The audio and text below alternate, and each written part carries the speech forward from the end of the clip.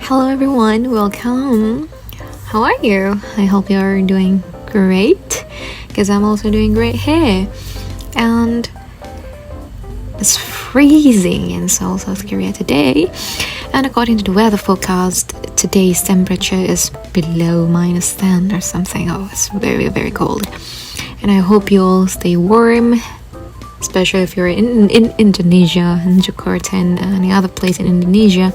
Would be very hot. Be careful. And so yeah, today in this first episode of my unofficial podcast, I'll be talking about my journey, my language learning journey, especially in learning English, Korean and Japanese as an Indonesian. And I'll be sharing some interesting stories and tips to all my fellow Indonesians. And by the way, throughout this podcast, I'll be speaking in Bahasa Indonesia, because again, it's my mother tongue, and I think most audience of this podcast would be Indonesians, so it'll be more comfortable for me to speak in Bahasa Indonesia, okay? So let's begin.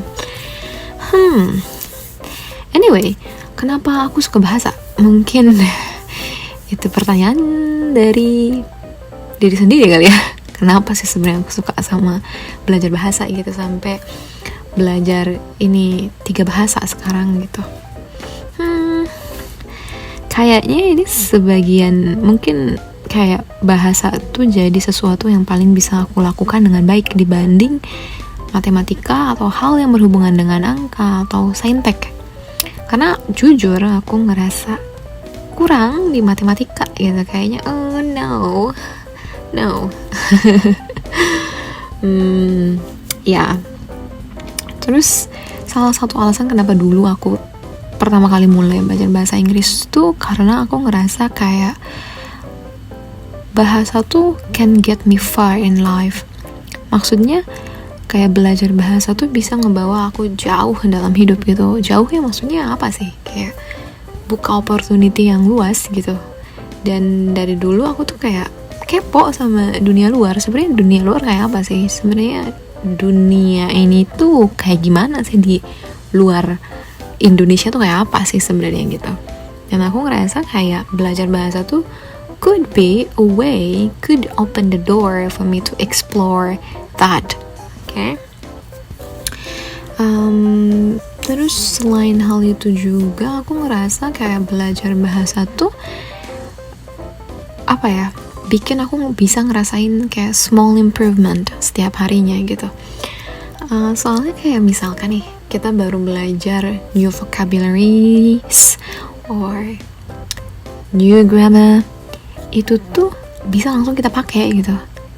Kayak misalnya kita belajar bahasa Inggris in Korea ataupun Jepang, kita belajar kayak conversation sehari-hari, kata-kata yang gampang untuk diingat, terus kita tahu dan kita bisa praktekin langsung, itu kayak gitu, ada pencapaian kecil gitu. Atau enggak ketika aku ngedengerin movie ataupun kayak baca suatu muatan dalam bahasa itu, tiba-tiba ada sesuatu yang udah aku pelajari gitu, dan aku bisa ngerti kalimat itu tuh kayak wow, I made improvement, I was different from who I was yesterday. Itu yang aku rasain. Jadinya kayak satisfactionnya ada gitu ketika kita belajar bahasa setiap hari, walaupun gitu kayak small step gitu. Dan aku ngerasa kayak semakin kita bertumbuh jadi orang dewasa gitu ya, apalagi kayak udah kuliah, sekarang aku udah mau lulus, rasanya tuh sometimes hidup tuh kayak hambar gitu. Tiap hari kayak 9 to 5. Mungkin teman-teman yang udah pada kerja kayak pergi ke kantor, kerjaan, dan repetitive task gitu. Tiap hari kita ngelakuin hal yang sama. Terus kalau kita expect kayak setiap harinya itu penuh dengan kejutan dan kebahagiaan yang luar biasa, itu tuh kayak something impossible to happen every day, right? Kayak big event, big happiness, big kayak great joy every day itu kayak we need to create those like small happiness, small like little like a fun joy setiap harinya gitu. Dan aku mikir caraku pribadi untuk membuat kayak kebahagiaan kecil, kesenangan kecil setiap hari itu dengan belajar bahasa gitu. Kalau mungkin teman-teman yang lainnya punya cara sendiri buat menemukan kayak kebahagiaan kecil setiap harinya gitu. Sementara kalau aku belajar bahasa dan implemented kayak nonton drama atau nggak denger musik, ada yang bisa aku ngerti itu, dan rasanya tuh kayak happy gitu, kayak that feeling, you know. That is the reason kenapa aku keep studying, keep learning languages every day up to now. Terus kalau misalkan suka banyak kayak yang nanya sih, kayak sebenarnya yang paling penting dari belajar bahasa tuh apa sih gitu. Kalau menurut aku pribadi ya, dari pengalaman aku selama beberapa tahun ke belakang, hal yang paling penting saat memulai bahasa, to get started, to begin with, itu ada 3. First, interest. Second, love. Third, commitment. Sounds very serious. Anyway, menurut aku pribadi ya, belajar bahasa tuh kayak apa namanya? Nyari jodoh gitu, nyari pacar. Soalnya kayak cocok-cocokan sendiri gitu sama certain bahasa.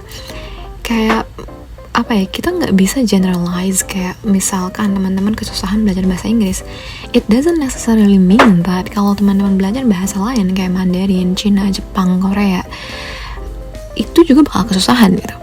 Ada orang yang kesusahan di bahasa A tapi dia lebih cepat belajar bahasa B, misalnya kayak gitu. Makanya aku bilang belajar bahasa tuh kayak nyari jodoh. Okay, back to 3 hal yang penting tadi ketika belajar bahasa.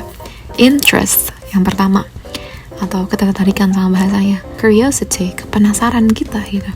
Kira-kira bahasa ini tuh kayak apa sih? Kira-kira orang yang menuturkan bahasa ini tuh mereka tuh karakternya kayak apa? Negara di mana bahasa ini dituturkan itu tuh negaranya kayak apa sih? At least ada satu yang membangkitkan rasa penasaran itu di hati kita, yang membuat kita tuh kayak okay, let's get started. Terus ketika kita mulai mencari tahu, mengikuti kepenasaran kita tentang bahasa itu, kita jadi secara sendirinya kita nyari info sendiri tentang muatan yang berbahasa tersebut di sosmed kita. Ketika kita udah mulai banyak exposure sama bahasa itu, suatu waktu kita tuh bakal ngerasa kayak passionate gitu. Kita ngerasa kayak I feel like a certain connection, I feel like I'm in love with this. Karena itu yang aku rasain dulu gitu, terutama pakai bahasa Inggris ya waktu kecil. Aku ngerasa kayak kayak suka deh. Kayak ketika udah cinta sama bahasa itu, satu hal yang kita perlu adalah commitment. We're committed to keep going no matter what happen in the future. Karena kedepannya proses belajar bahasa itu panjang dan learning curve-nya itu steep banget, dan we need to get through it, right? Dan kita butuh yang namanya commitment. Itu sih yang aku rasa kayak very very important to begin with. Terus orang banyak di luar sana pay little attention to tentang belajar bahasa asing gitu. Yang barusan aku sebutin, prosesnya panjang dan dia tuh nggak bisa instan. Kalau kita kayak okay, aku mau jago pakai bahasa Inggris dalam 1 atau 2 bulan ke depan, it's really hard. Kalau kita tujuan kita memang kayak ngomong kayak native speaker, wush, selancar native speaker, it will takes years. Or maybe kalau kita sangat kerja keras untuk melakukan itu, could take like only 1 year, but it won't take like 1 or a couple months. Jadi itu sih yang perlu, like we need to bear in mind that the journey is long. Nah itu sebenarnya ya yang aku rasa kayak banyak orang yang mungkin di tengah kesibukan mereka akhirnya berhenti di tengah jalan karena they need to do other things ya. Sesuai dengan judulnya ya, aku ngomong tentang bahasa Inggris, bahasa Korea, dan bahasa Jepang. Aku bakal cerita tentang masing-masing bahasa ini dengan urutan dari bahasa mana yang paling lama aku pelajarin. Yang paling lama aku pelajarin itu bahasa Inggris, of course, karena dari zaman SD ya, kelas 3 SD kayaknya saya ingat aku mulai belajar bahasa Inggris di sekolah ya, secara formalnya. Selanjutnya bahasa Korea. Bahasa Korea total belajarnya mungkin ya dari semenjak 1 tahun sebelum aku di Korea kayak aku belajar otodidak sendiri, tapi itu kayak belajar yang gak serius banget sih. Habis itu ke Korea 1 tahun full Korean language program dari program beasiswaku. Yang terakhir ada Japanese ya, bahasa Jepang. Aku officially beneran belajar bahasa Jepang itu dengan serius tahun lalu. Jadi total baru mungkin 1 tahunan ya belajar bahasa Jepang ini. Let's get started with English. Inggris ya, bahasa Inggris tuh salah satu bahasa yang punya tempat spesial di hati aku gitu. Kenapa? Ya karena itu bahasa yang aku cintai dari kecil. Itu bahasa simpan yang aku pelajari. Dan belajar bahasa Inggris tuh dimulai dari kayaknya mungkin sebelum kelas 3 SD. Jadi zaman dulu tuh kan kita belum internet, belum se-widespread sekarang ya, belum sebanyak digunakan sekarang gitu. Dan zaman dulu HP juga masih banyak yang belum bisa internet kan. Jadi dulu aku sumber belajar bahasa Inggris tuh dari, aku inget banget ada SD card yang kayak dulu kakak aku pakai. Terus dia tuh mungkin download lagu dari komputer atau dari warnet dari mana gitu, terus dia simpan di SD card itu lagunya, dan aku pakai SD cardnya di HP jadul cinit-nit dulu itu. Terus aku sering dengerin lagu lewat situ, dan aku pakai headset, terus kayak tiap hari jamming lagu-lagu siapa itu, Rihanna, terus Michael Jackson, Westlife, lagu-lagu zaman dulu lah. Terus kayak ya udah gitu dengerin lagunya, terus diikutin ngomong kayak orang barat gitu ya. Dan aku sering banget kayaknya nulis di binder. Zaman itu kan anak-anak punya buku binder gitu ya. Terus aku sering dengerin lagu sambil kayak nulisin apa yang aku dengar gitu. Dan aku happened to open the book again. Jadi aku nemuin binder itu lagi di saat aku dulu kayaknya SMA deh, ngelihat binder itu lagi, dan oh my god, my English was so broken. Jadi aku tuh beneran nulis apa yang aku dengar pada saat itu. Ejaannya, spellingnya bener-bener kayak berantakan banget. Dan aku sampai kayak ampun ini gitu, kayak ngejak because bahasa Inggris tuh bener-bener yang pakai BICOS gitu. Beneran sekedengerannya apa itu yang aku tulis gitu. Sama ya aku waktu kecil tuh sering ngomong sendiri juga karena sering dengerin lagu, jadi kayak sering ngomong sendiri gitu, orang Inggris ngomongnya kayak gini gitu. Terus nonton film mungkin kayak di TV itu kan kadang suka ada film Inggris gitu ya, sering tonton. Kalau enggak zaman SMP atau udah agak naik, sering downloadin film barat kayak gitu.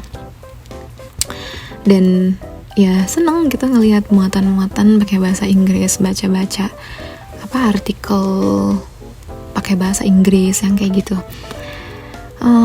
Dan secara nggak sadar aku tuh dulu sering banget praktis ngomong dan nulis pakai bahasa Inggris dengan sendirinya, karena I just feel like loving it. Kayak ngerasa enjoy doing it. Jadi terus aja dilakukan, ngomong sendiri, nulis bahasa Inggris sendiri dengan PD-nya ya. Padahal mungkin dulu bahasa Inggris aku juga nggak bagus gitu, jujur nggak bagus.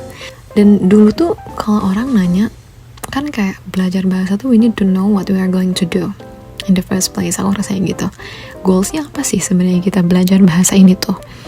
Dan aku dulu ngerasa I set goals buat belajar bahasa Inggris itu, aku pengen explore dunia luar gitu dulu tuh. Aku pengen mungkin kerja di luar negeri atau kuliah ke luar negeri. Jadi I set my goals buat bisa ngomong bahasa Inggris kayak bule. Jadi dulu itu aku fokus banget sama ngomong. Aku banyak aja latihan ngomong. Padahal dulu mungkin reading aku tuh nggak sebagus itu, grammar aku nggak sebagus itu juga, writing aku juga nggak yang bagus banget. Kalau kita ngomongin soal writing yang kayak akademik atau writing yang bagus banget tuh nggak bisa aku dulu. Tapi yang jelas kayaknya listening speaking aku tuh dari dulu memang bagus, karena kebanyakan dilatih dari dengerin lagu dan film. Salah satu tips yang orang mungkin sering anggap remeh ya ketika belajar bahasa itu adalah nonton film Inggris pakai subtitle Inggris. Dan kalau beneran tujuannya cuma mau belajar bahasa, jangan ganti-ganti film sih. Jadi kayak misalkan teman-teman suka nonton Harry Potter atau enggak Peaky Blinders atau enggak ya Hunger Games gitu atau apapun itu yang teman-teman suka, tonton series atau film itu terus berkali-kali dan pakai subtitle bahasa Inggris gitu, jangan pakai subtitle Indonesia, sampai teman-teman bisa nebak kira-kira nih si aktor ngomong apa sih selanjutnya gitu. Ini tuh kenapa sih harus sampai kayak gitu? Bosen dong. Iya sih bosen, cuman kalau filmnya teman-teman suka kan kadang kita nggak bosen juga sebenarnya. Tujuannya adalah kita kan udah hafal tuh alur si filmnya, dan kita tuh bahkan sometimes bisa nebak kira-kira nih aktor bakal ngomong apa di adegan ini gitu. Secara gak langsung otak kita nih terlatih untuk mengingat frasa, kalimat, atau kata-kata yang dipakai pada konteks tertentu. Jadi ini ngebantu buat kita gak cuman ngafalin katanya, tapi juga ngerti konteksnya gitu, ngerti konteks gimana bahasa tersebut digunakan, dan ini benar-benar sangat berguna gitu.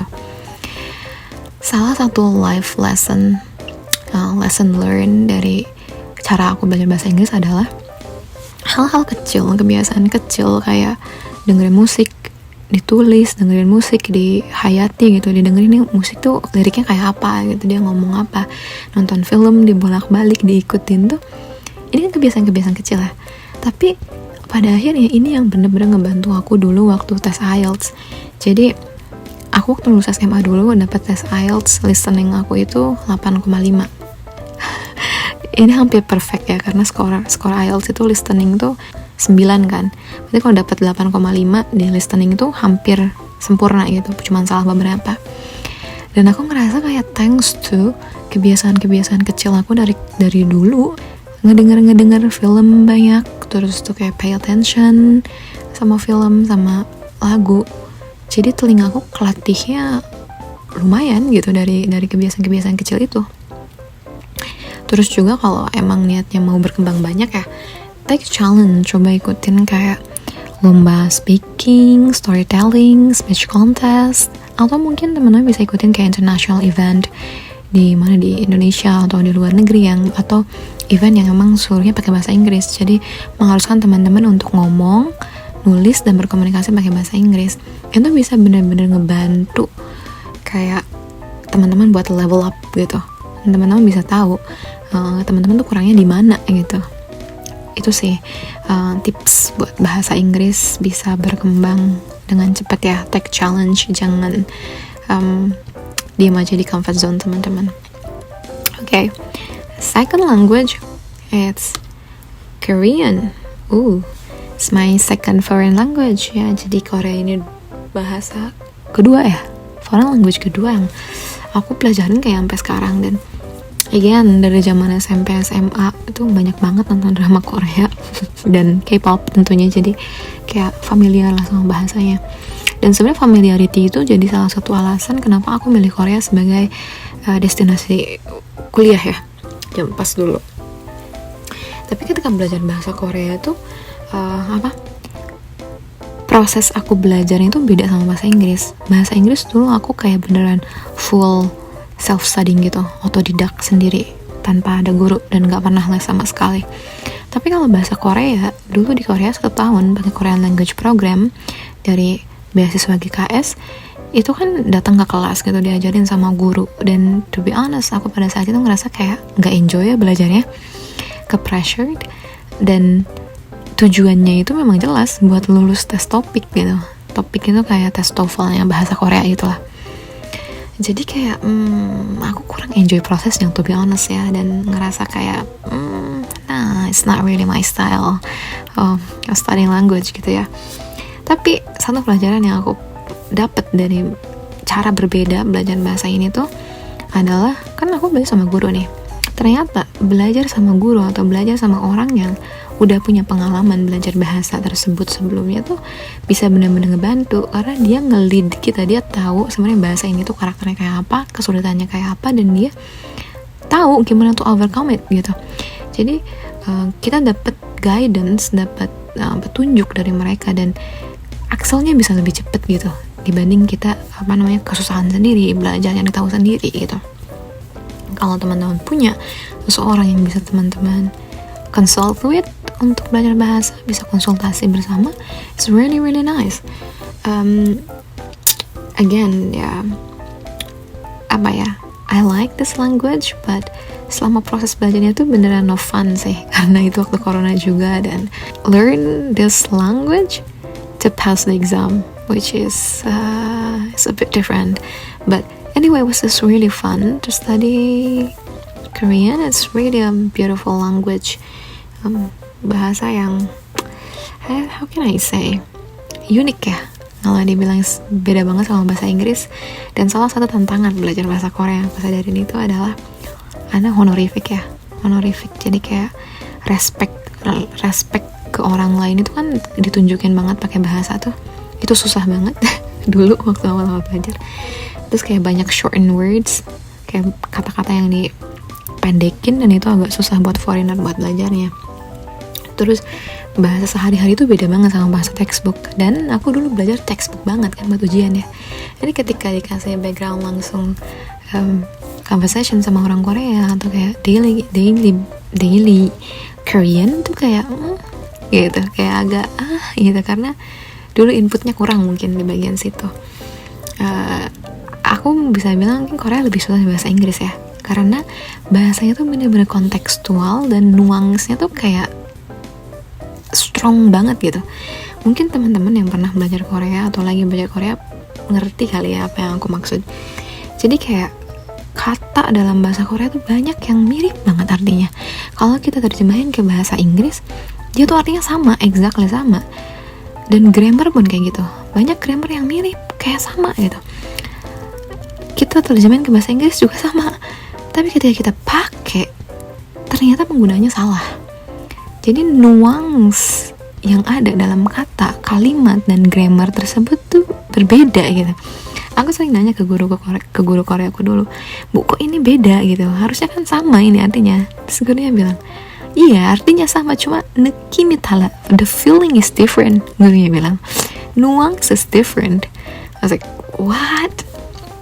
Dan untuk mengerti the feeling, the nuance, and the context, kita cuma bisa ngertiin itu kalau kita di Korean society, hidup di Korea, atau kita banyak nonton drama atau film. Jadi kita tahu gimana kata-kata atau grammar itu dipakai gitu.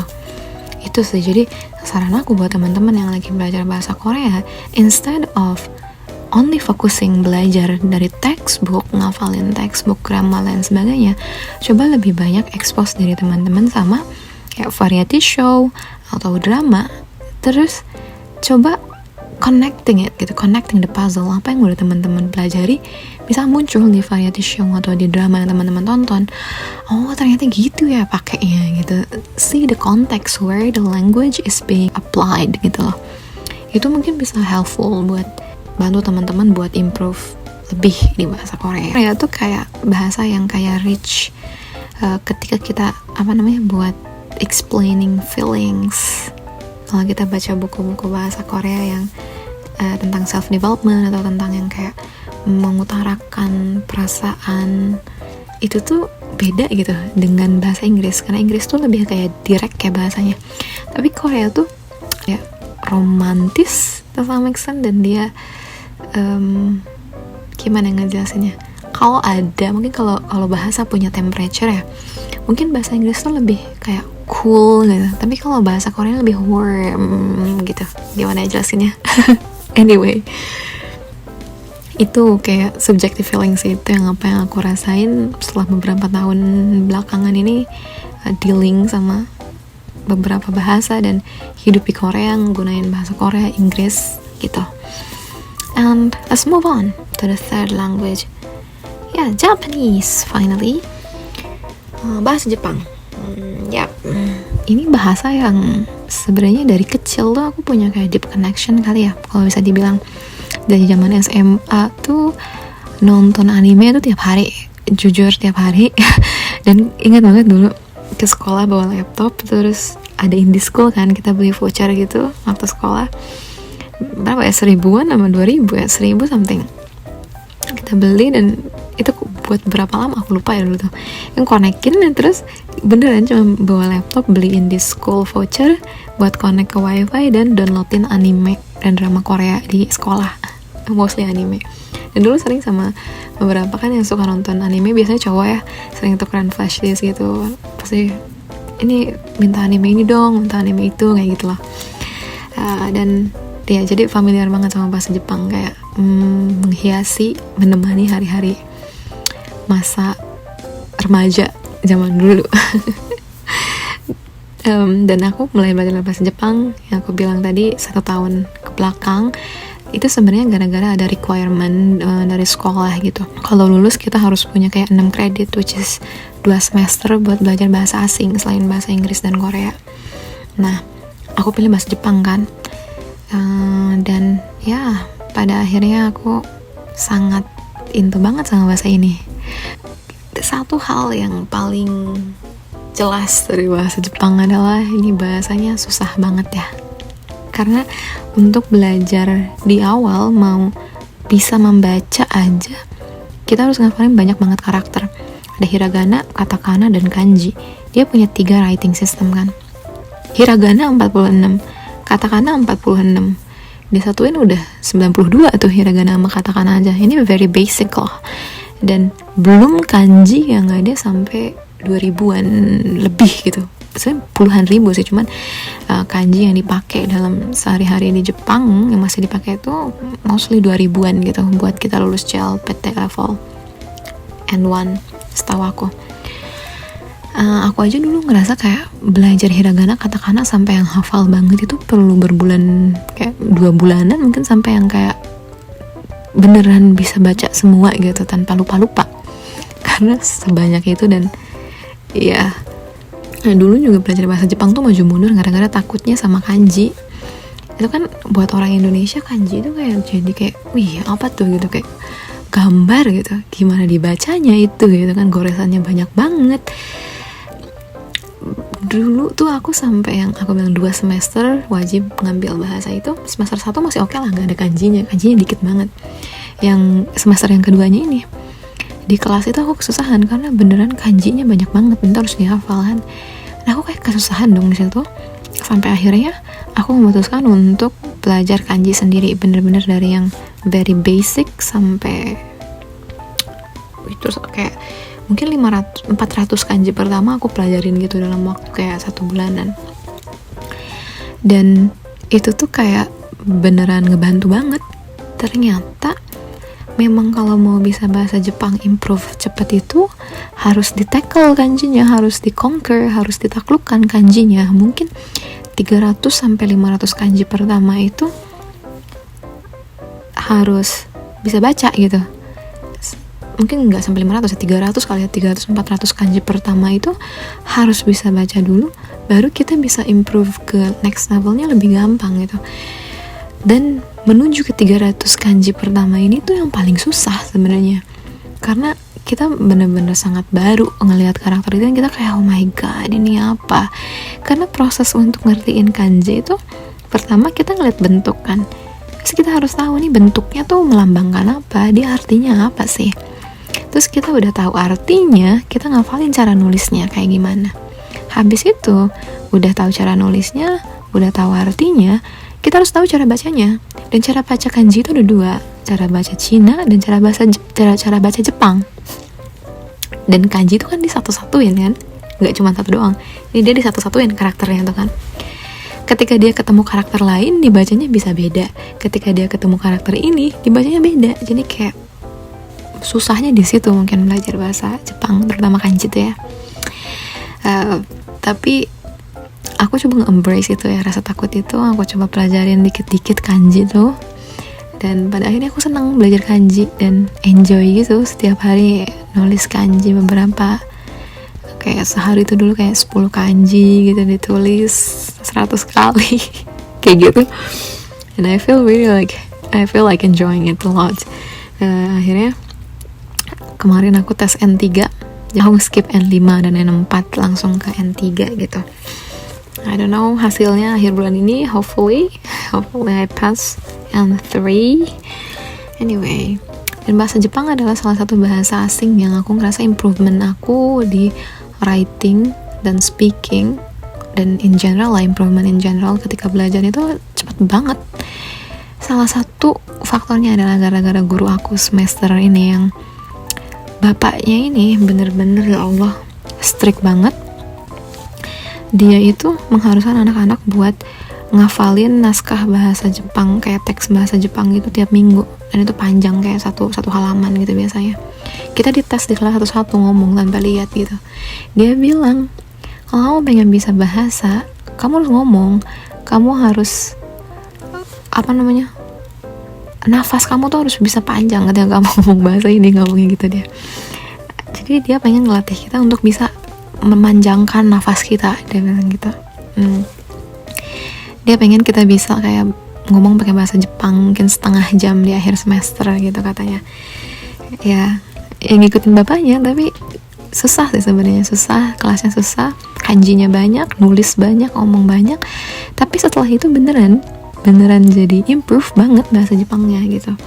Dan satu hal yang aku pelajarin dari dosenku ini adalah ternyata bener kalau kita pengen belajar bahasa cepat itu kita banyakin baca muatannya, kita hafalin pakai mulut kita, terus kita praktis ngomong gitu.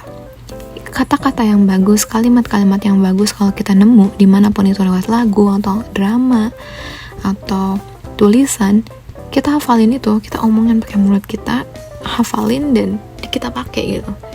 Karena benar sejatinya bahasa tuh kita nggak usah menciptakan kalimat kita sendiri, kayak udah ada sebenarnya. Apalagi kalau kita baru beginner ya, kita copy paste gitu, ngafalin yang ada, ngertiin konteks bahasanya. Dan again, nonton anime, denger musik tuh bener-bener membantu banget di speakingnya gitu.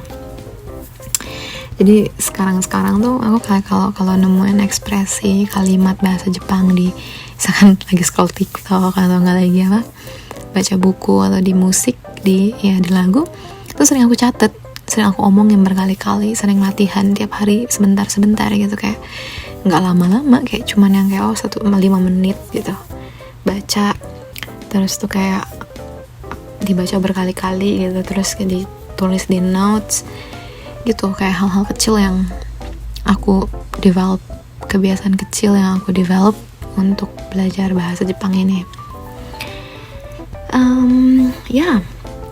Dan kalau teman-teman lagi belajar bahasa Jepang dan pengen bisa baca kanji-nya dengan cepet, aku saranin buat kayak baca manga atau baca buku atau tulisan Jepang yang muatannya nggak terlalu susah, tapi teman-teman bisa melatih ngelihat kanji itu berkali-kali, karena kanji nih kita harus sering ketemu dia baru kita tahu nih dia tuh apa sih sebenarnya, melambangkan apa gitu. Walaupun kita nggak bisa bacanya, tapi kita tahu nih maksud sentence-nya tuh apa.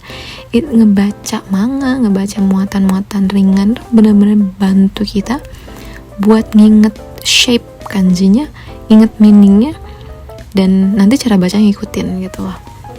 Itu sih saran aku ya untuk belajar bahasa Jepang. Dan ya banyakin nulis sebenarnya, soalnya kanji kalau nggak ditulis nggak inget-inget, honestly, beneran. So that's my story, belajar 3 bahasa so far.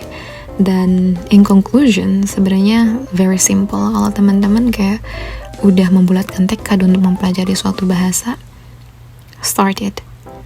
Kalau teman-teman udah mencintai bahasa itu, udah punya interest sama bahasa itu, start it. That's the most important thing and you already get it.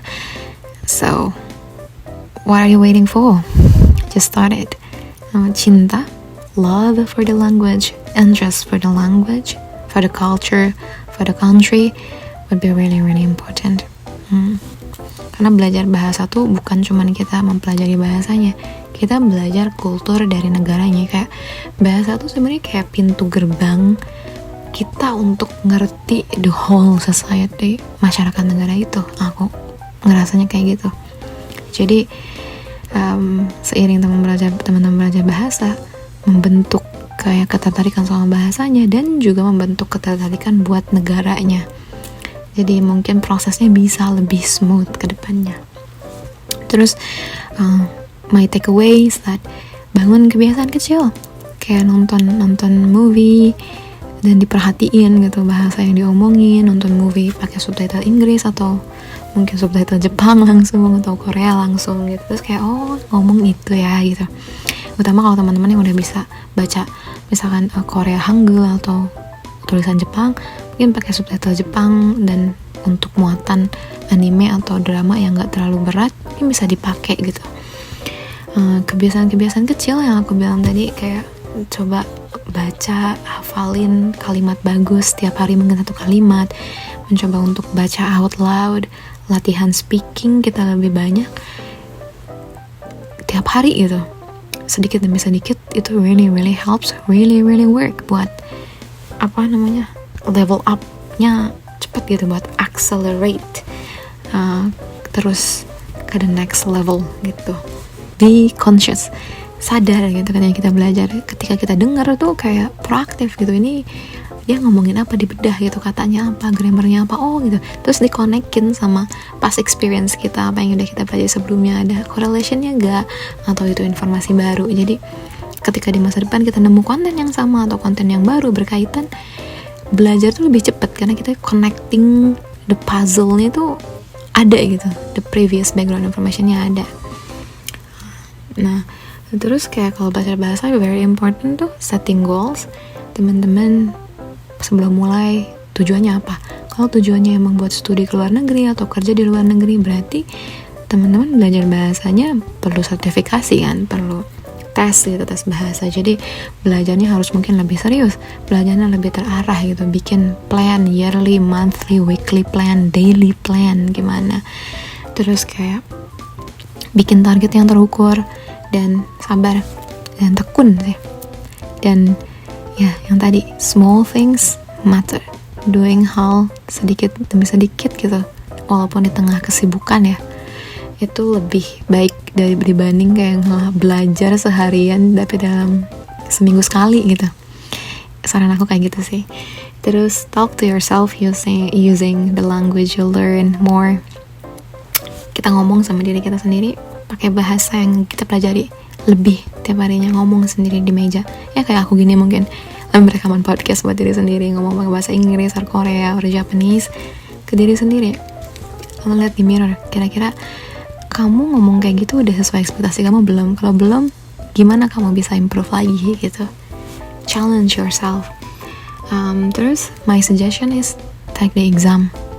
Mungkin kalau teman-teman ada, kan sekarang udah banyak nih di internet kayak tes level bahasa Inggris, atau nggak tes yang gratis, atau kalau teman-teman punya resources untuk ambil tes, mungkin bisa nyobain tes. Sekarang teman-teman levelnya di mana sih? Terus nanti misalkan tahun depan target aku di mana? Jadi udah kerukur gitu. Misalkan teman-teman tes TOEFL dapatnya skor berapa sekarang tuh, terus tahun depan oke target aku mau sampai berapa skornya, udah ada kan apa batas bawahnya dan targetnya udah jelas gitu.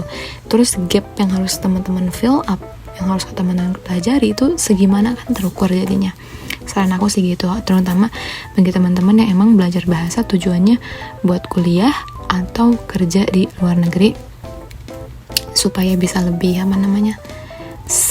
prosesnya lebih jelas, terukur, dan nggak kayak get stuck in the middle, nggak tiba-tiba nyerah in the middle gitu. Biasanya kalau ada plan yang jelas tuh bisa lebih keep on track gitu lah. Terus last suggestion, read and listen to something higher than your current level at least once in a week to challenge yourself. Maksudnya kayak kalau kita ngerasa kayak level kita tuh masih beginner, misalkan bahasa Inggris atau bahasa lainnya, caranya coba deh seminggu sekali, jangan cuman baca muatan yang sesuai dengan level kita, tapi baca sesuatu yang sedikit lebih menantang untuk level kita. Sekarang beginner misalkan, coba 1 kali dalam seminggu baca teks atau dengar muatan bahasa Inggris yang levelnya itu intermediate misalkan. Atau kalau teman-teman levelnya sekarang intermediate, coba seminggu sekali baca teks atau dengar muatan bahasa yang levelnya advance misalkan. Tujuannya apa? Tujuannya ini untuk nambah kata-kata, ungkapan-ungkapan yang advance gitu, yang sebenarnya kita emang harus pelajari suatu saat nanti kalau kita emang tujuannya mastering the language. Ya kita ngumpulin sedikit demi sedikit expression, words, grammar yang digunain sama orang-orang yang udah level atas gitu. Walaupun susah, tapi slowly but surely teman-teman bakal lama-kelamaan bisa level up-nya lebih cepet gitu. Ini buat challenge dari teman-teman dan keep up spirit kita kalau ternyata kita itu perjalanan masih panjang gitu. Kita nggak boleh berhenti di tengah jalan gitu. Biasanya itu yang aku lakuin ke diri sendiri. So, ya ini adalah akhirnya. Semoga semua tips dan cerita yang aku share di sini bermanfaat bagi teman-teman yang lagi belajar bahasa gitu, atau lagi memulai atau lagi proses untuk mempelajari bahasa tertentu gitu. Kalau teman-teman kayak butuh any other tips untuk belajar bahasa Inggris, Korea atau Jepang, just drop me a comment or send me an email to tabiji.archive@gmail.com. Ini alamat emailnya, bisa teman-teman lihat di Instagram aku di bio-nya.